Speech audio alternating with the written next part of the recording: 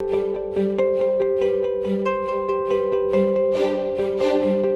बच्चों, I hope आपने 10th का एग्जाम अच्छा से दे दिया होगा और 11th शुरू करने के पहले या 11th शुरू कर चुके होंगे और आप ये वीडियो देख रहे होंगे। सबसे पहले मैं थोड़ा सिलेबस कंपैरिजन कर देता हूँ, क्या डिफरेंस है 10th और 11th के सिलेबस में। अगर मैं फिजिक्स के बारे में बताऊं तो फिजिक्स ऑलमोस्ट 15 to 20 टाइम्स ज्यादा है, और ये मैं आपको डरा नहीं रहा हूँ, ये रियलिटी है।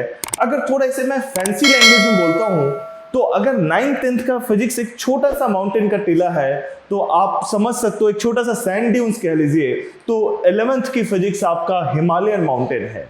तो बहुत ज्यादा डिफरेंस है, ह्यूज डिफरेंस है। और ये डिफरेंस क्यों है इस चीज को भी हम समझते हैं। तो बेसिकली 11th फिजिक्स में आपको डेरिवेशन, न्यूमेरिकल और लगभग सारे कंसेप्ट जो है वो नए पढ़ने हैं।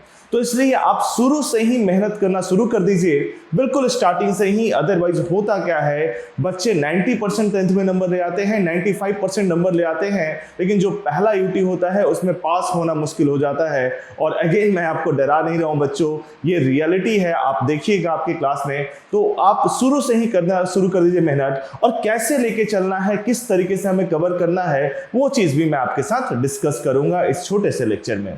तो सबसे पहले देखिए डेरिवेशंस है। तो डेरिवेशंस तो आप बोलोगे आपने पहले भी 9th में पढ़ा है। कौन सा डेरिवेशन पढ़ा था? कोलिजन का पढ़ा था। कोलिजन से आपने law of conservation of momentum prove किया था। तो एक छोटा सा डेरिवेशन था, और वैसे हार्डली आपने पढ़ा था work done equal to change in kinetic energy, उसे वर्क एनर्जी थ्योरम बोलते हैं, वो 11th में भी है। बट वैसे डेरिवेशन आपने केवल 4 या 5 पूरे 9th में पढ़े थे। 11th में लगभग 100 डेरिवेशन है लगभग, ठीक है। तो आप समझ लीजिए कितना ज्यादा डिफरेंस हुआ। और न्यूमेरिकल की आप बात करते हो, न्यूमेरिकल अगर टाइप वाइज देखा जाए तो 9th में अगर टाइप वाइज रियली में क्लासिफाई किया जाए या 10th में क्लासिफाई किया जाए तो एक चैप्टर में 10 या 15 टाइप्स होंगे। लेकिन 11th की जब बात करते हो या 12th की बात करते हो या जेई की बात करते हो तो आपको लगेगा it is a never ending series, बहुत सारे न्यूमेरिकल लगेंगे। लेकिन हाँ, अगर आप टाइप वाइज क्लासिफाई करके न्यूमेरिकल्स को देखते हो तो सीबीएसई के लिए एक चैप्टर से 30 से 35 टाइप्स आ जाएंगे न्यूमेरिकल के, कि इस टाइप्स के पढ़ने हैं। उसको और सिंप्लीफाई किया जा सकता है, उसको 7-8 टाइप्स में भी बताया जा सकता है। बट हाँ, उस 7-8 टाइप्स के अंदर फर्दर डिवीजन करके 30 से 35 ऐसे न्यूमेरिकल होंगे एक चैप्टर में, जो मिनिमम आपको करने होंगे सीबीएसई के लिए। जेई के लिए थोड़ा नंबर बढ़ा देना होगा। तो न्यूमेरिकल्स बहुत सारे प्रैक्टिस करने होंगे। लाइक 15 चैप्टर है 11th में, 15 चैप्टर है 12th में, और एटलीस्ट हर चैप्टर से 100 न्यूमेरिकल्स आपको करने से होंगे। तो जेई के लिए आपको लगभग 3000 मिनिमम न्यूमेरिकल्स करने होंगे, तब जाकर आप जेई के लिए तैयार हो बैठने के लिए। तो आप समझ सकते हो कितना ज्यादा न्यूमेरिकल्स है, इसलिए मेहनत यहाँ पे करना बहुत जरूरी है। और आपको सारे कंसेप्ट जो है वो नया मिलेगा। ऐसा नहीं कि आपने पहले 9th में मोशन तो पढ़ रखा है, वही मोशन तो है। आपने जो 9th में मोशन पढ़ा है और 11th के मोशन बिल्कुल अलग सा लगेगा आपको। 9th का केवल पढ़ा हुआ 5% काम आएगा। आप 9th रिवाइज करके मोशन स्टार्ट कर सकते हो, वो यूजफुल रहेगा। लेकिन 5 से 6% लाइक डिस्टेंस डिस्प्लेसमेंट जो आपने 9th में पढ़ा था वो यूज हो जाएगा। बट काफी चीजें नया मिलेगा आपको।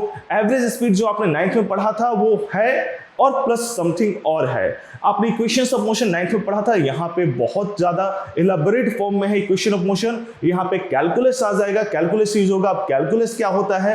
तो मैथ्स है। देखिए, आप 11th और 12th में जो फिजिक्स पढ़ोगे उसमें 9th 10th का मैथ्स यूज होगा, plus some additional maths use होगा। उसे कैलकुलस कहते हैं, डिफरेंशिएशन और इंटीग्रेशन। अब वो कैसे पढ़ना है, क्या पढ़ना है, उसके बारे में मैं आपके साथ बात करूंगा इसी लेक्चर में। बट हाँ, ये मैं यहाँ पे ये बताना जा रहा हूँ अभी तो कि ये काफी ज्यादा डिफरेंस हो जाता है। आपने जो 9th में लॉज ऑफ मोशन पढ़ा था वो तो 5% भी नहीं है, यहाँ पे तो 5% मैंने लिख दिया है। और वहीं वर्क एनर्जी पावर भी जो आपने पढ़ा था वो भी 5% से बिलो है, यहाँ पे फिर भी मैंने 5% लिख दिया ताकि आपको थोड़ा अच्छा लगे कि आपने 9th में पढ़ा तो है, कुछ तो काम आ रहा है। बट हाँ, 95% कंसेप्ट आपको नया मिलेगा।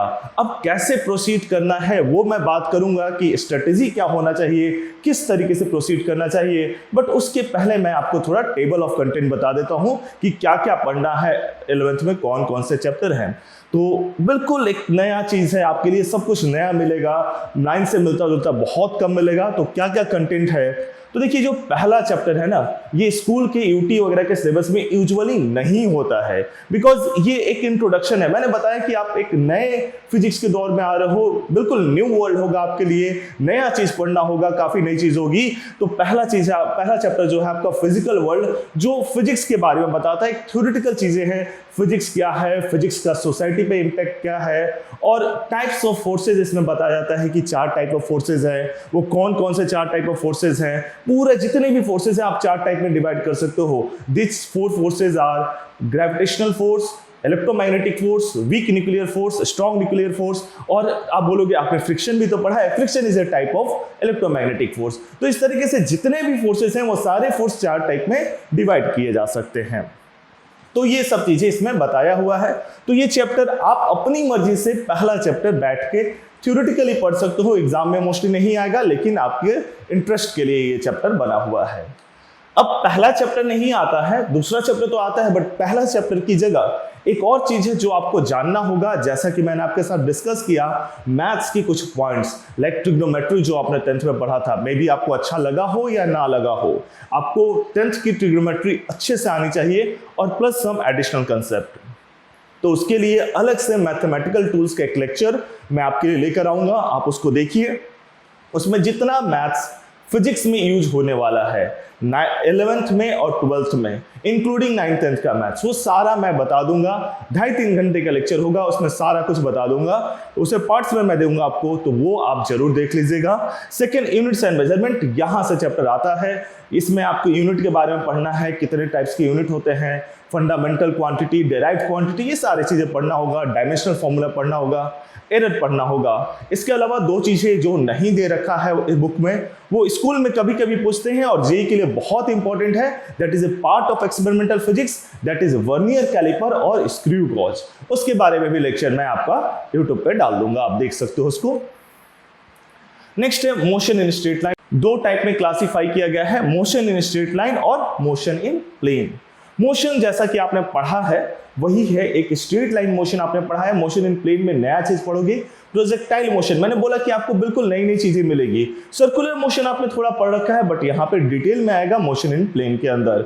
यहाँ पे एक नया कंसेप्ट भी इंट्रोड्यूस होगा, वेक्टर्स। आपको 9th और 10th में कुछ बताया गया होगा, स्केलर एंड वेक्टर्स, वो थोड़ा यहाँ पे डिटेल में पढ़ेंगे।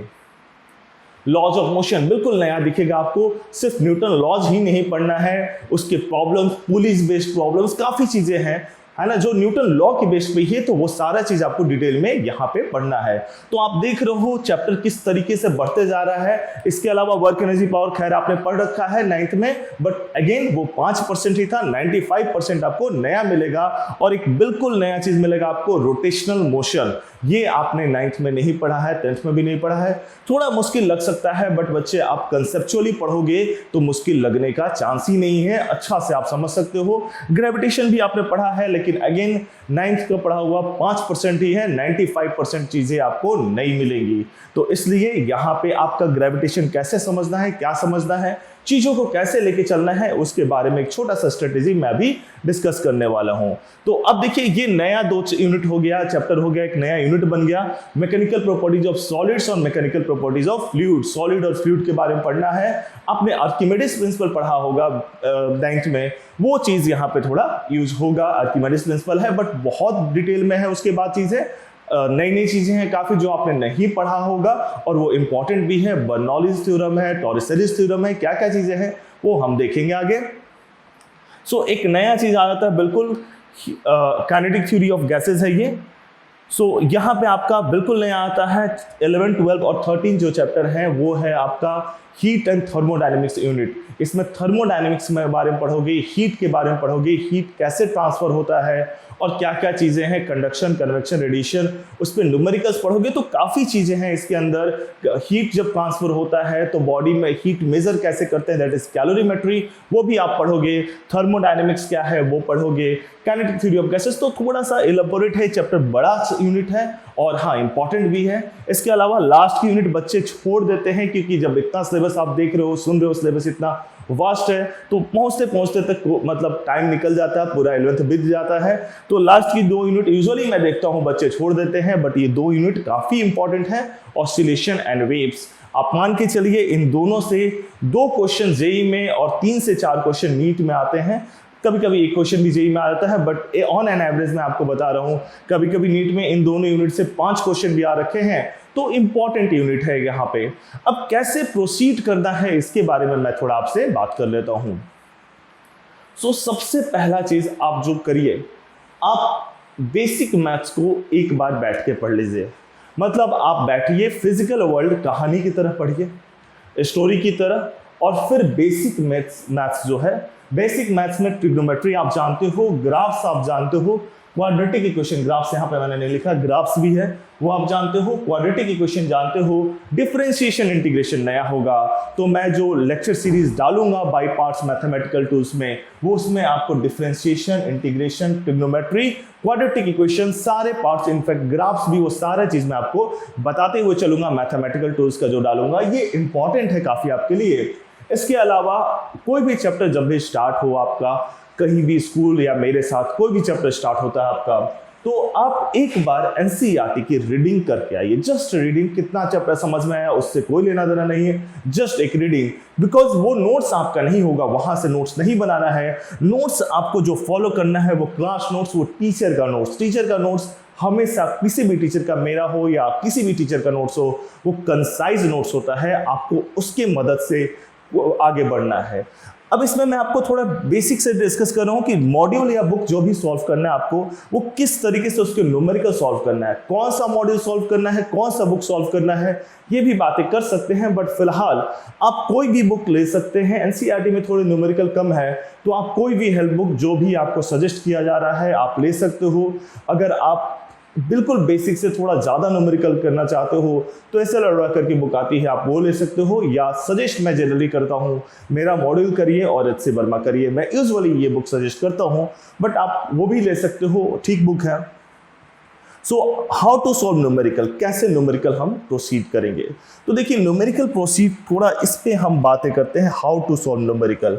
ये एक नई चीज़ है, इस पे थोड़ा डिस्कस करते हैं। नई चीज़, आप न्यूमेरिकल तो पहले से सॉल्व करते आ रहे हो, यहाँ पे क्या नया होगा। बट 9th 10th के न्यूमेरिकल और 11th के न्यूमेरिकल में बहुत ज़्यादा डिफरेंस है। आप ऑब्जर्व करोगे ये चीज़ें जब स्टार्ट होगी, तो किस तरीके से प्रोसीड कीजिए ये हम थोड़ा डिस्कस कर रहे हैं। तो बच्चों ये 4 स्टेप आप फॉलो कीजिए। DBFT, diagram. देखिए एक न्यूमेरिकल आधा सॉल्व हो जाता है जब आपने उसका एक प्रॉपर डायग्राम बना डाला। तो डायग्राम बनाना बहुत जरूरी है, आपको एक प्रॉपर डायग्राम बनाना होगा जो क्वेश्चन कह रहा है उसके हिसाब से। उसके बाद बेसिक, जब आप न्यूमेरिकल देख रहे हो, जब आपने एक न्यूमेरिकल पढ़ा, तो आप देखिए कि वो पर्टिकुलर न्यूमेरिकल किस कंसेप्ट का है, उसका बेसिक क्या है। लाइक अगर आपसे पूछा जा रहा है कि एक बॉडी सर्कुलर पाथ में मूव कर रहा है, 2.5 रेवोल्यूशन कंप्लीट करता है, आप उसका डिस्टेंस एंड डिस्प्लेसमेंट बता दीजिए। तो बेसिक डिस्टेंस एंड डिस्प्लेसमेंट होता है। आप डिस्टेंस समझिए, डिस्टेंस होता क्या है, distance is the actual path length. अब डिस्टेंस और डिस्प्लेसमेंट का एग्जांपल इसलिए ले रहा हूं क्योंकि ऑलरेडी आपने 9th क्लास में इसको पढ़ रखा है और डिस्टेंस और डिस्प्लेसमेंट आप जानते हो होता क्या है। तो distance actual path length covered by the body, तो उसका पाथ लेंथ कितना हुआ वो निकाल लीजिए। डिस्प्लेसमेंट इनिशियल पोजीशन और फाइनल पोजीशन के बीच में जो शॉर्टेस्ट डिस्टेंस होगा, मतलब मिनिमम जो दूरी होगी इनिशियल पोजीशन और फाइनल पोजीशन के बीच में, दैट इज डिस्प्लेसमेंट। आप वो कैलकुलेट कीजिए, वो आपका डिस्प्लेसमेंट हो गया। तो आई होप आपको डिस्टेंस समझ में आ गया क्या होता है, डिस्प्लेसमेंट समझ में आ गया क्या होता है। Next formula.